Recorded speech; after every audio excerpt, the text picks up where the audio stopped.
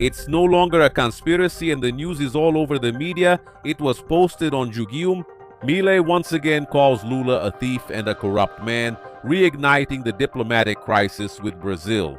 In Carta Capital, Milei once again calls Lula a thief and doubles down on his insults against the government. On BBC News, Milei doubles down and criticizes Lula again. He's a thief, a corrupt man. Better than seeing what the media says about this episode is seeing Milei himself loudly and clearly say to the left-wing journalist the very words that are being reported by the Brazilian media. Let's watch and then we'll understand why Milei is saying this. Your remarks about Lula last week, whom you just called a thief and a convict. The question is, did I lie? No, but I'm asking you off the record. The question is, did I lie? Thief, well, the accusation of being a thief, no. No. Let's see. He's a thief. He's a thief. He's a thief. He's corrupt. He was convicted for being a thief and corrupt. He was in prison. So it's also true that he's an ex-convict. And not only that, he was released because of an administrative error in the procedure, not because he was innocent. He was released because of a procedural error, not because he was innocent. Therefore, he's a thief and he's corrupt. What else? No, the way you said you went to see Brazil, did I lie? No, maybe in the descriptions I've said it too. No, you didn't lie, but the way you said it is too much. No. Again, isn't it too aggressive? Don't you think it's aggressive for someone to steal from you? If someone comes and steals your phone right now, what do you think about that? No. Well, then it's much less harsh to call a thief than the act of stealing itself. You can't argue with facts. There's not a single serious person who would disagree with a single word of what Milei said. In fact, my brothers, Brazil is in a very complicated situation. We have a term that was invented by us, deconvicted. That doesn't exist. In the legal world, a person is either guilty or innocent. Deconvicted doesn't exist. It started to exist with the mollusk. We can say that this is a legal aberration. We Brazilians are forced to accept this thanks to a judiciary that has been acting as activists and hammering down hard, literally using our backs as their table. Why not say, as we say here in the Northeast, on our backs? But Milei isn't Brazilian. He's not forced to swallow this mess whole. He's telling it like it is. It's not just about supporting candidate A or B. It's about the fact that we've reached a point where the truth can't be swept under the rug anymore. If Brazilians submit to this, the world is saying enough. And this, my noble and dear brothers, raises an old possibility that makes many people tremble. For Brazil to get into a fight with Argentina and Paraguay, it wouldn't take much. We will better understand the geopolitical scenario right after you grab that good old coffee with milk and a nice piece of husband fattening cake, and we start our segment, Lords of the World.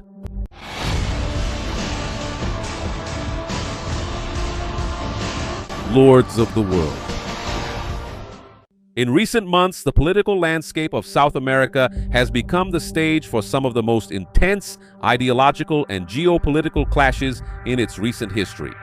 On one side, Javier Milei, president of Argentina, represents a model based on economic liberalism, deregulation, and direct alignment with Western democracies. On the other side, we have Mollusk da Silva in Brazil, marked by state intervention policies and a pragmatic diplomacy focused on strengthening the BRICS bloc and South-South cooperation. The international press, as shown in several recent reports, has documented the frequent exchange of accusations between the two leaders. While the Brazilian side demands formal retractions for harsh statements made by the Argentine leader, Milei stands by his criticisms, refusing to back down from what he considers a defense of non-negotiable moral and economic principles. Beyond the verbal disagreements, what is also at the center of this controversy is the strategic direction of the continent. Milei's firm stance resonates with those who are concerned about the historic corruption scandals linked to the Latin American left and the growing influence of the state over individual freedoms. The foundation of Javier Milei's and his supporters' arguments rests on two main pillars: institutional integrity and economic freedom.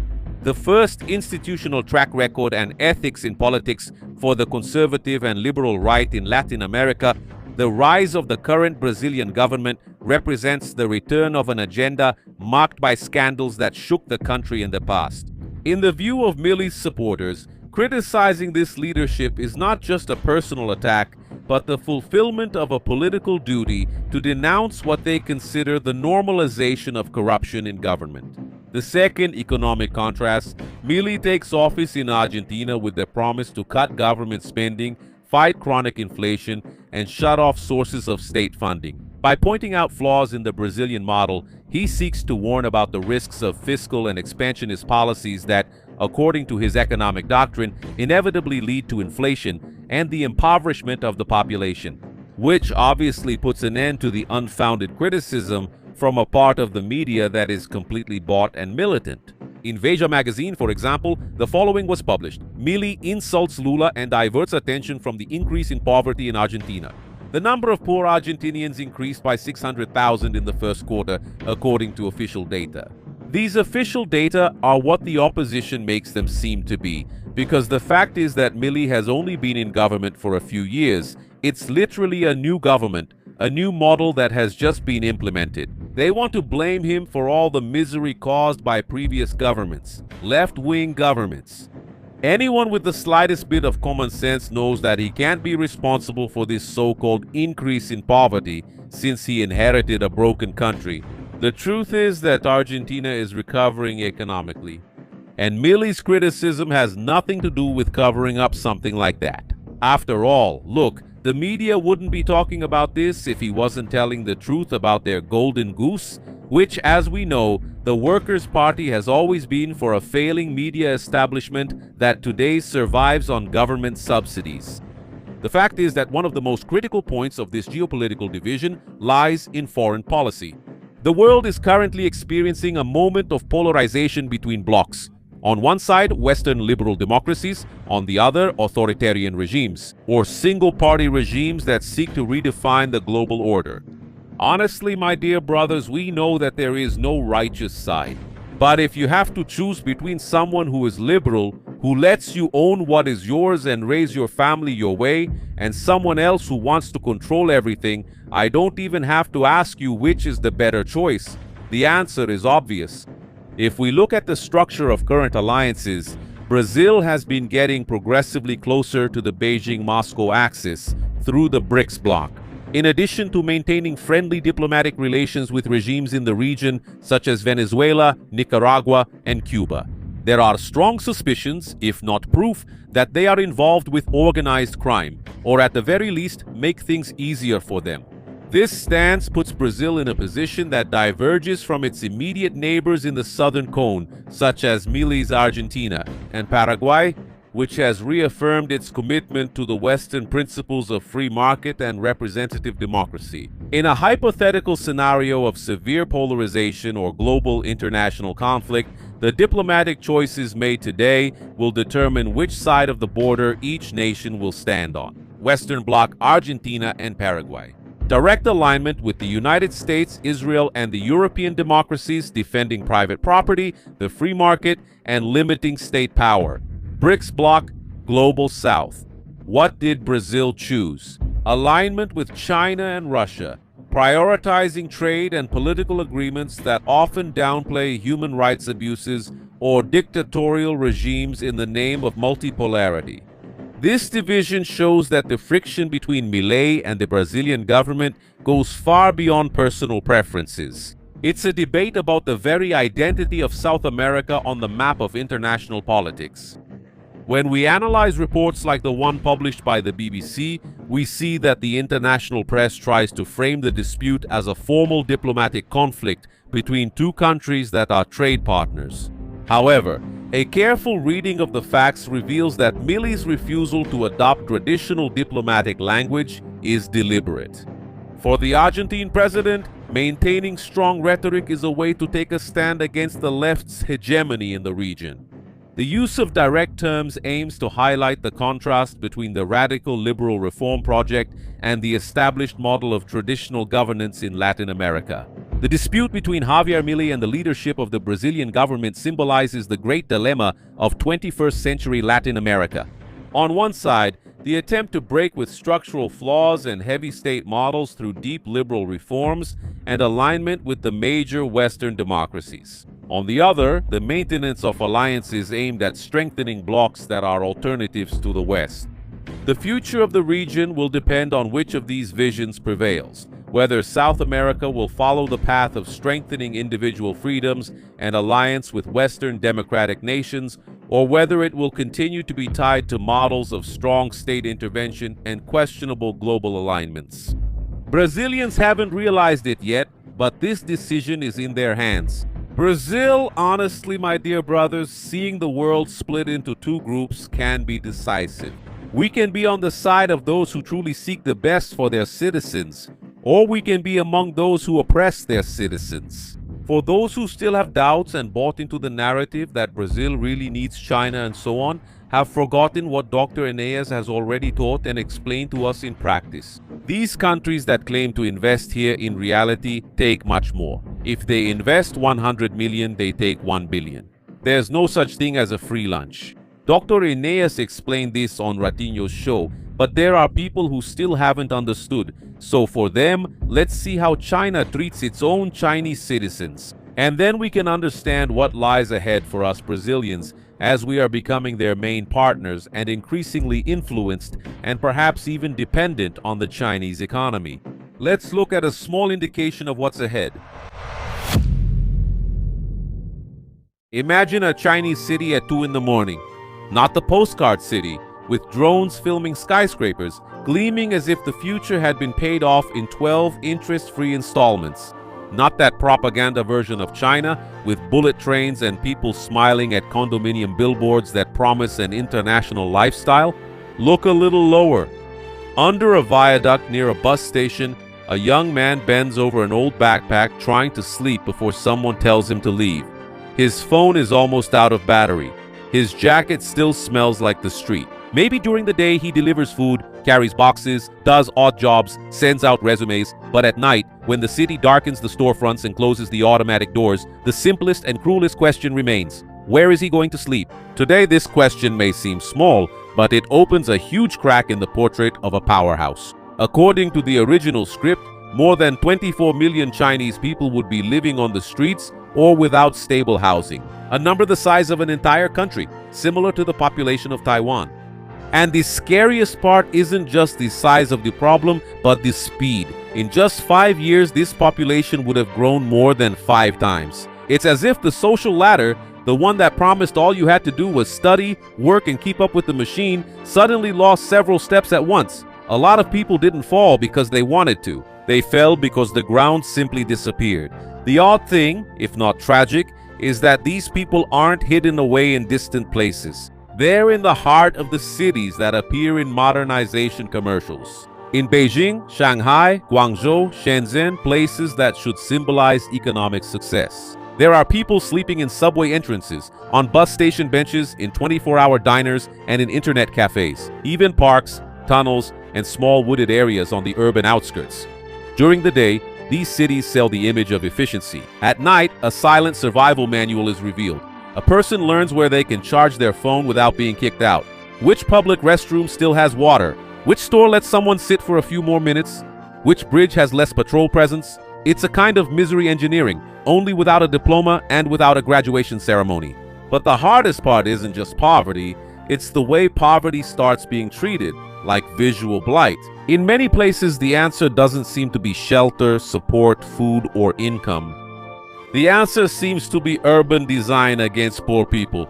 Park benches get metal bars to prevent anyone from lying down. Areas under overpasses get sharp concrete blocks that pretend to be an architectural solution. But in practice, they say a very simple sentence: "You are not welcome here." It's almost a contemporary artwork of contempt. All that's missing is a little sign, "Installation sponsored by the fear of facing reality." These structures don't just prevent bodies from resting, they communicate a worldview. They tell the worker that he can build the city, clean the city, deliver food to the city, sell his youth to the city, but he can't lie down on the ground in that same city when everything goes wrong. The city accepts your labor, but rejects your exhaustion, wants the package delivered to the door, but doesn't care where the person who brought the package sleeps, wants the building finished, but doesn't want to see the construction worker unemployed after the job is done. They want to see the clean shop window, the nice sidewalk, the elegant report. Homeless people in this scenario become a decorating mistake. And here comes an important truth. The new Chinese homeless person doesn't fit the old stereotype. And we're not just talking about elderly people, traditional beggars, or people completely out of the job market. The report points out that more than 60 of these people are reportedly under 33 years old. In other words, they're young. People who have just entered adulthood and have already found the exit. The question that remains here, my noble and dear brothers, is if they treat their own people like this, how are they going to treat us Brazilians? And this, my brother, is just the tip of the iceberg. There are many more arbitrary and absurd things happening. But for that, we are going to introduce a brave young man who lives in China. He's Brazilian, but has made serious accusations, risking his own life. See what he says about this beautiful government that our government insists on bringing into our country and even handing over strategic companies and services. Listen to what this young man says. Did you know that in China there are topics that are forbidden to talk about? Things you can't search for, can't post, and can't even mention on the internet. And the most forbidden of all is the massacre that the Chinese government itself committed and erased from history. It all happened in 1989 when thousands of students occupied Tiananmen Square in the center of Beijing. These students stayed there for weeks, demanding more freedom and an end to corruption. And at its peak, more than 1 million people joined them. But instead of listening, the Chinese government decided to silence them. And in the early hours of June 4th, it sent the army against its own people. Tanks, soldiers with rifles advancing through the streets of Beijing, shooting at unarmed people, and to this day, no one knows how many died. The government itself said there were only 200. The students mentioned more than 3,000, and a secret telegram from the British ambassador revealed years later said that more than 10,000 people were killed. But the only reason we don't know the real number is that China never allowed anyone to research or investigate. And the most surreal thing isn't the massacre, it's what came after. If you ask a young Chinese person today what happened on June 4, 1989, they won't know how to answer. And it's not that they're hiding it, it's that they really don't know, because the subject was forbidden. There's no way for you to search in China, the photos don't show up, and even if you search for the numbers 6, 4, and 1989 together, they don't get past the internet filter. In other words, you can't see absolutely anything in China. The country has 2 million online censors just to make sure no one sees anything. In other words, the Chinese government not only killed its own students because of the protest, but also erased them from the country's memory. And to this day, every year on the anniversary, the police visit the families of the dead to prevent them from bringing flowers to the grave. So think about the scale of this. A regime that needs to erase its own past, arrest anyone who lights a candle, and censor an entire date just to stay in power. And that's where the lesson lies for Brazil and Brazilians. No country turns into this overnight. It starts slowly, with those in power wanting to control what you can say, what you can see, and which version of history is allowed. And we don't need to regulate everything digital right now, especially in an election year.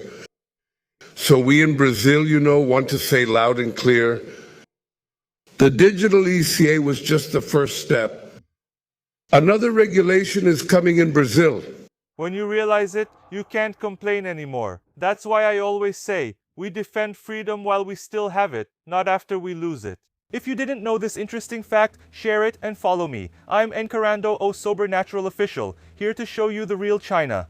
It wouldn't be a conspiracy theory if I said that if they treat their own citizens this way, what kind of treatment can we expect for ourselves who are just partners? The truth is that China has come in here with an iron fist, my dear brothers. And as you already know, they don't dominate us with gunfire, missiles, or anything like that. They dominate economically. When you start giving up your main services to companies controlled by the Chinese government, you can't later want or demand freedom, if they don't even give it to their own people. The worst part of all this, my dear brothers, is that those who think about leaving this country see the clock running out, because those ties will only grow tighter.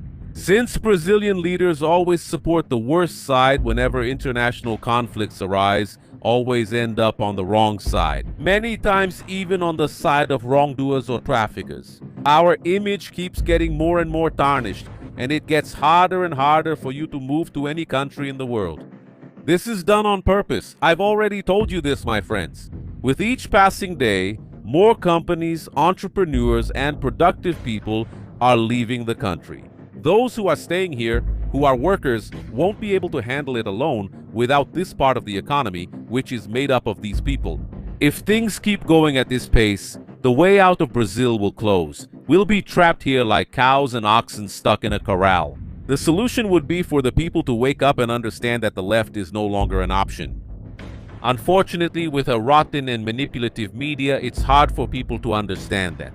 We work hard to get this kind of information to you, but we recognize that we're in a small bubble. The ones who really have a big reach are the rotten media. Unfortunately, that's a sad truth. Most people today are connected to social media. But unfortunately, a big part of this audience doesn't use social media to get informed like you're doing in this video. They find videos like this tiring, too long, with words that are even hard to understand. So those people prefer to watch short videos, quick videos, the kind they spend hours and hours scrolling through, and when you ask them what they were watching, they can't even say, due to all the nonsense in their heads.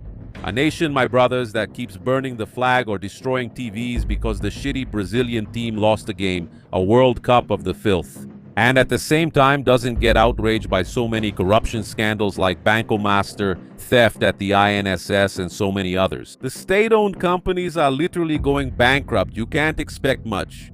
The current trend, which is booming in all regions, even here in the Northeast, which used to be more traditional, is what? Aura farming. The tournaments are booming. We've shown this in at least 2 videos here. So, my noble and dear brothers, what I say to you is that if you're thinking about leaving the country, visualize and try to imagine this hourglass getting smaller every day. Don't leave it for later. I'm not saying this because I sell any kind of consulting or anything like that. I don't gain anything whether you go or not. I'm just giving this advice in return for the loyalty you've shown me for so long. The way I talk to my family and friends, that's how I'm talking to you, my dear brother, because that's how I see you. If you don't want to go through the tribulations that are coming, with the possibility, I'm not saying this will happen. I'm not that irresponsible. But the possibility of Brazil getting pulled into a conflict on the worst possible side, of you being forced, like the Ukrainians are today, caught by the neo-Nazi battalion. Everybody knows decent citizens being humiliated, grabbed by the seat of their pants and thrown to the front lines. That's what's happening in Ukraine today. The Ukrainian citizen no longer wants that fight. The European Union is turning that country into a boxing ring to fight with Russia, which isn't innocent in this story either. They're invaders. But the ones really suffering from this are the Ukrainian people themselves, and we could become the new Ukraine very soon.